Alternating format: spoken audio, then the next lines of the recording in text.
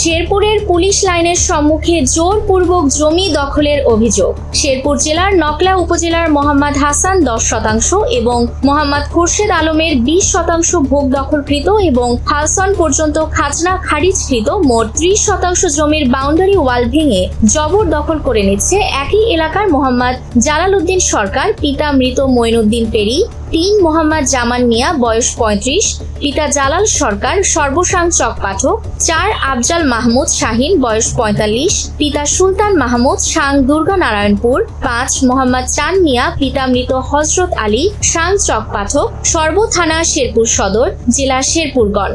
সরেজমিনে গিয়ে জানা যায় মোহাম্মদ শামসুজ্জামান জুলাই গণ অভ্যুত্থানে ছাত্র জনতা হত্যা মামলার সাথে জড়িত ছিল বিধায় 3টি মামলার আসামি। 3টি মামলা হতে জামিনে বেরিয়ে এসে বেপরোয়া হয়ে জমি দখল এবং চাঁদাবাজির সাথে জড়িয়ে পড়ে। সিনিয়র সহকারী জজ আদালত শেরপুর সদরে দায়েরকৃত 226/2023 মামলায় নিষেধাজ্ঞা থাকার পরেও আইনকে বৃদ্ধাঙ্গুলি দেখিয়ে প্রশাসনের নাকের ডগায় বাউন্ডারি ওয়াল ভেঙে অবৈধভাবে জমি দখল করছে আসামিগণ। দুজন ভুক্তভোগী বলেন, আইন আদালতের আদেশ নিষেধের তোয়াক্কা না করে বিভিন্নভাবে আমার ও আমার পরিবারের সদস্যগণকে প্রাণ নাশের হুমকি প্রদর্শন করে আসছে। গত 18/8/2024 তারিখে জমিতে থাকা আরসিসি পিলার ভাঙচুর করে এবং জমিতে থাকা ইট বালু বিক্রি করে ফেলছে। খোঁজ নিয়ে জানা যায় জমির মালিক মোহাম্মদ হাসান সপরিবারে চাকরির সুবাদে ঢাকায় থাকেন।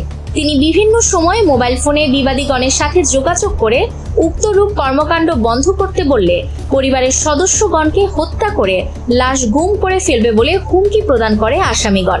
গত 28/6/2025 তারিখ সকাল আনুমানিক 9টার সময় 226/2023 নং মামলা উঠিয়ে নেওয়ার জন্য প্রকৃত জমির মালিকদের হুমকি দিয়ে ভূমি খেকোরা বলেন, যে কোনো মূল্যে জোরপূর্বক জমি ভোগ দখল করবই, কারো বাপের সাধ্য নেই এতে বাধা দেয়।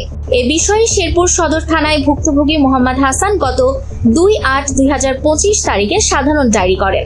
সাধারণ ডায়েরি নং 61। একই বিষয়ে 16/8/2025 তারিখে মোসাম্মদ মাসেদা বেগম বর্ণিত একই আসামিদের বিরুদ্ধে আরও একটি সাধারণ ডায়েরি দায়ের করেন। সাধারণ ডায়েরি নং 963। প্রশাসনের নাকের ডগায় এরূপ অপকর্ম হবার পরেও অজ্ঞাত কারণে প্রশাসন নীরব।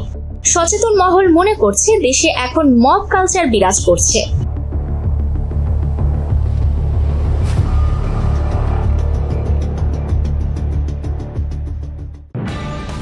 নিউজ টেক্স দৈনিক অন্যধারা।